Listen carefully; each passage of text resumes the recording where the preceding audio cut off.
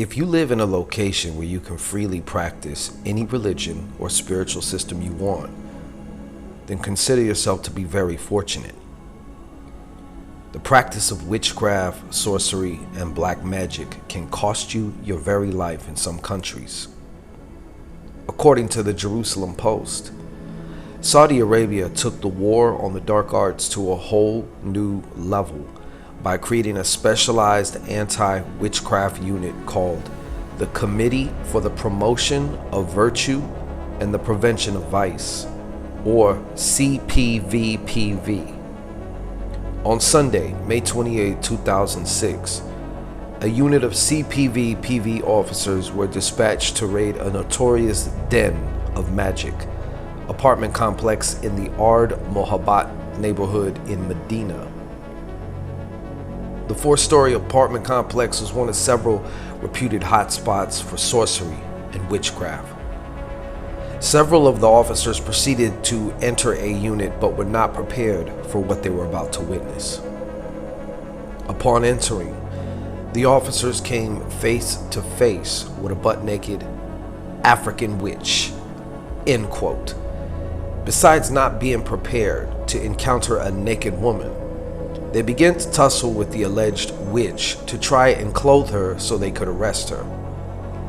The woman began throwing the officers off of her as if she had supernatural strength.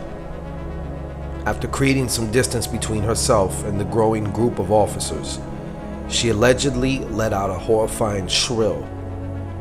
And as more than 20 officers described, she flew like a sparrow from her room to completely disappear from the apartment.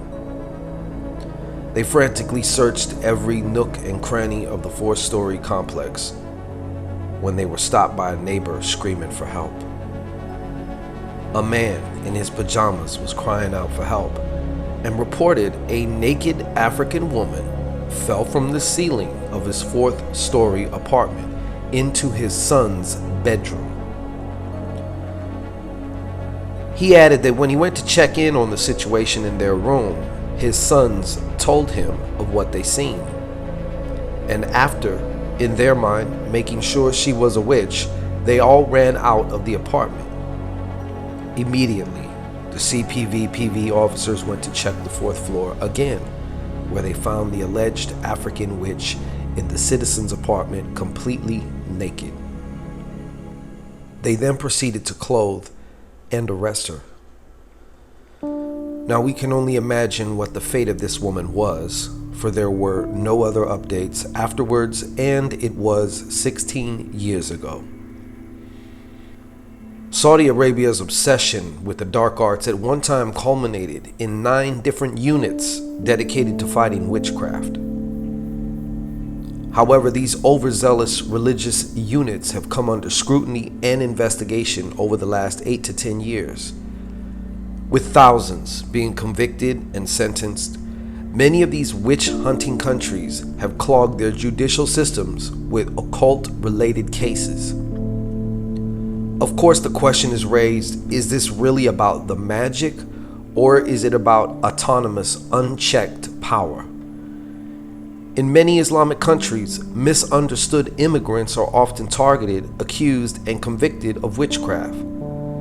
The majority are foreign domestic workers from Africa or Indonesia. It should be noted that in many of these countries, any delineation from Islamic law and tradition can result in the most severe punishments. What do these governments know and acknowledge that other Western governments don't? In September 2013, in Zimbabwe, the South African newspaper The Times reported that 2 witches were arrested after it was reported the 2 crash landed outside a residence in a suburb of Harare. They were reportedly found naked, no surprise there, with an assortment of witchcraft paraphernalia. The 2 witches were in possession of a live owl, 2 winnowing baskets, which apparently are said to aid one in flight. They also allegedly had a baboon skeleton and an orange substance in a 550 milliliter bottle of Coca-Cola. The pair later told the judge that they were actresses hired by a local prophet, hoping to gain a larger congregation. After copying to a lesser plea of public indecency, neither of the women served time. But it's not just foreign domestic workers or even children who allegedly risk life and limb in practicing the occult or sorcery. In June 2011, the advisors and aides of former Iranian President Mahmoud Ahmadinejad were arrested on charges of black magic.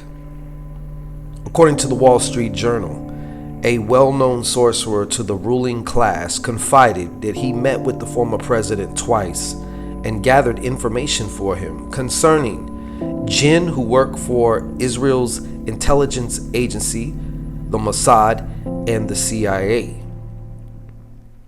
In many places, including parts of the United States and Northern Ireland, it is illegal to practice magic or sorcery for profit. In South Africa, the Central African Republic, Iran, and many other countries, witchcraft, sorcery, or black magic is illegal to practice and punishable by death. Yet there are many other countries where, though not illegal, one runs the risk of murder by mob. Always remember, when the darker forces of the occult are entailed, expect the unexpected from behind the veil.